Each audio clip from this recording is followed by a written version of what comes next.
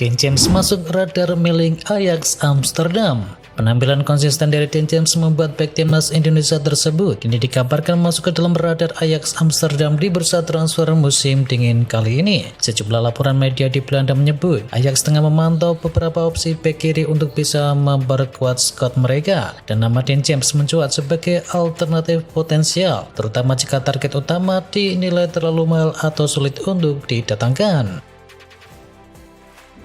John Herman datang lebih cepat ke Indonesia. Pelatih baru timnas Indonesia John Herman dikonfirmasi sudah tiba di tanah air lebih cepat dari jadwal semula. Pelatih asal Inggris itu mendarat di Bandara Soekarno-Hatta sehari lebih awal dari agenda yang sebelumnya disampaikan oleh PSSI. Meski sudah diperkenalkan secara resmi, durasi kontrak dari Herman hingga kini belum diumumkan ke publik. Namun kabar yang beredar menyebutkan bahwa pelatih berusia 50 tahun tersebut kini menandatangani kontrak berdurasi selama 2 tahun.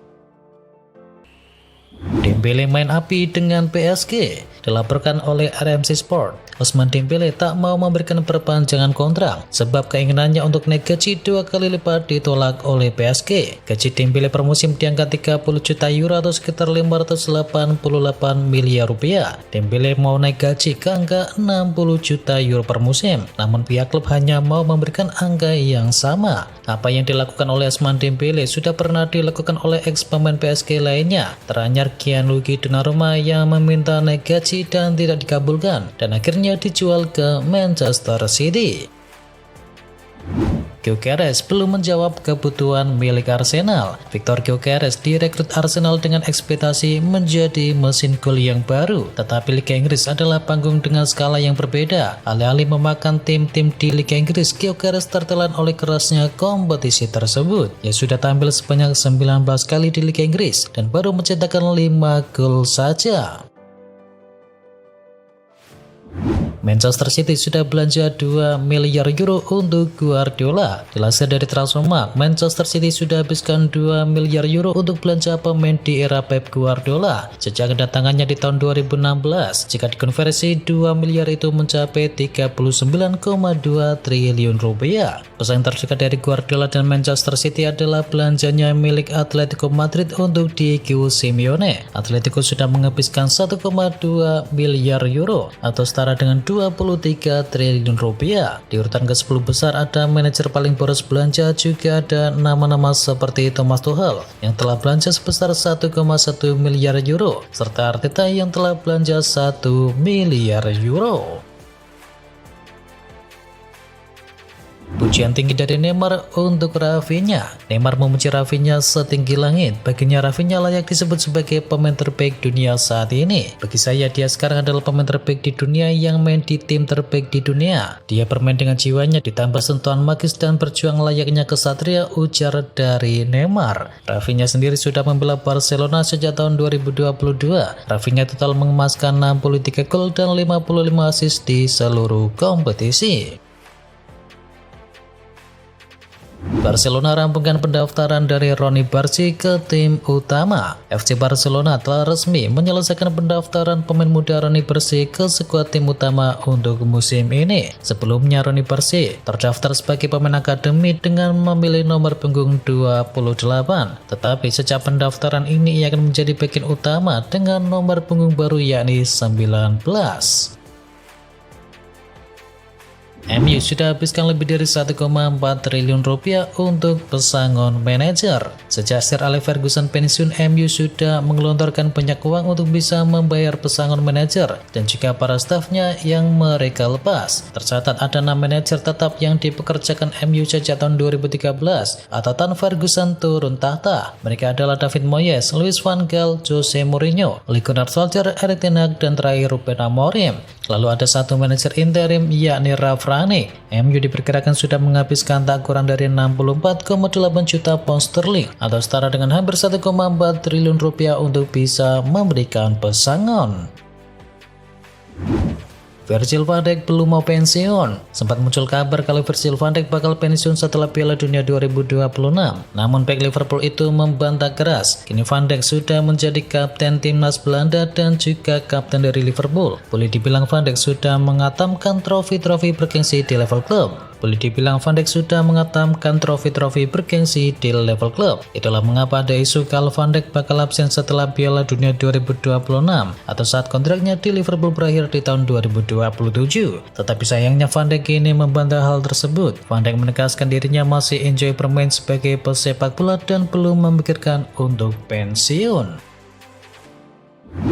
Cancelo rela potong gaji demi gabung dengan Barcelona. Joao Cancelo rela potong gaji demi bisa bermain dengan Barcelona kembali. Pendekatan direktur Barcelona Deco berjalan mulus karena Cancelo juga berhasrat kembali ke Barcelona. Cancelo bahkan rela gajinya dipotong demi bisa berseragam Barca. Al Hilal juga tak keberatan melepas Cancelo yang tak masuk ke dalam rencana dari Simeone Inzaghi. Cancelo baru bermain 2 laga di Liga Arab Saudi musim ini. Ia hanya bermain di 2 laga awal. Setelahnya ia tak pernah lagi dipercaya oleh sang pelatih.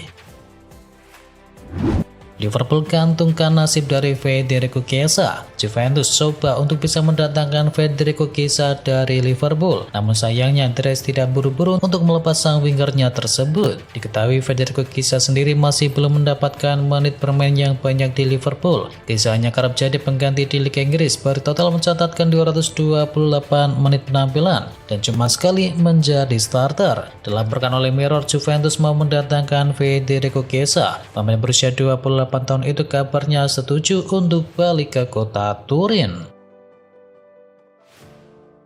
Carlo Ancelotti dianggap pelatih yang cocok untuk pelatih Manchester United. Legenda sepak bola Inggris tersebut mengatakan bahwa Ancelotti merupakan satu-satunya pelatih yang dianggap cocok dan mampu membenahi situasi Manchester United setelah pemecatan dari Ruben Amorim.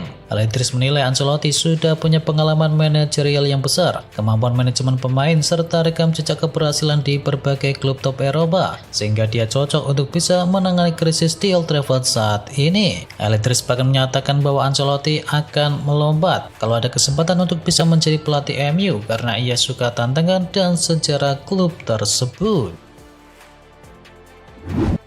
Barcelona kini kontak langsung Mickey van de Ven. Barcelona mulai menunjukkan keseriusannya di bursa transfer kali ini, di mana mereka kini membidik bek Tottenham Hotspur yakni Mickey van de Ven. Dalam laporan terbaru, klub asal Catalunya tersebut dikabarkan telah melakukan kontak langsung dengan sang pemain sebagai langkah awal untuk bisa membuka proses negosiasi transfer. Spurs dikabarkan hanya bersedia melepas van de Ven dengan bandrol mencapai 65 juta euro, angka yang mencerminkan pentingnya peran sang pemain di lini pertahanan milik Tottenham.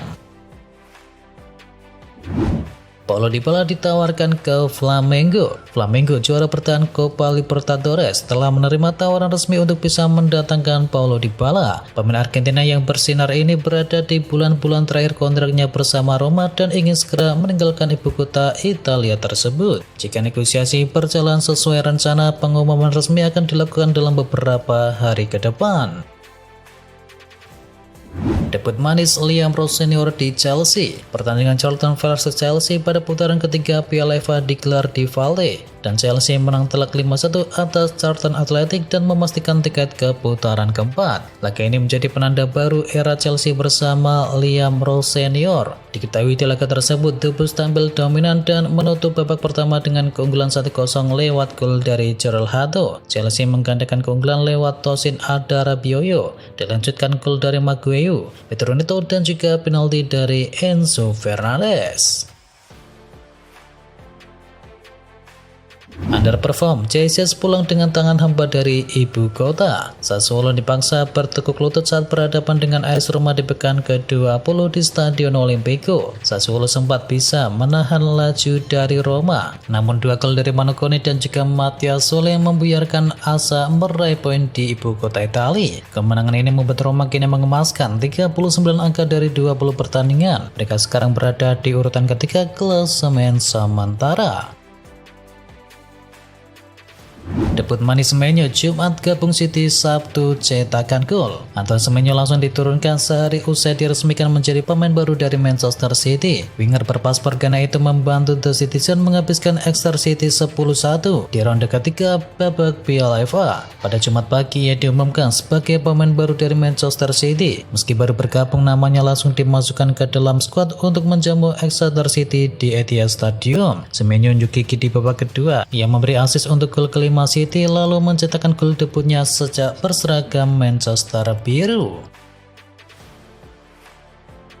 Mo Salah bikin gol dan assist Paraos maju ke babak semifinal. Timnas Mesir gol dari Pantai Gading diciptakan dari gol bunuh diri Ahmed Abu Efoto dan juga Guela Due. Dengan demikian Mesir mendapatkan tiket melaju ke semifinal Piala Afrika, sedangkan Pantai Gading tersingkir di turnamen ini.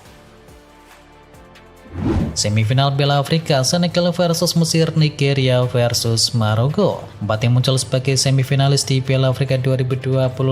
Senegal, Mesir, Nigeria, dan juga tuan rumah Maroko akan memperebutkan 2 tempat di partai puncak. Senegal jadi tim pertama yang lolos ke semifinal menyusul kemenangan tipis atas Mali. Tim yang selanjutnya lolos adalah Maroko, sehingga telah tampil impresif saat menggulung Kamerun. Dan runner-up di edisi sebelumnya Nigeria kembali unjuk gigi. Tim berjuluk Elang Super tersebut mengandaskan Aljazair 2-0. Dan terakhir ada Mesir yang telah berhasil mengalahkan Pantai Gading.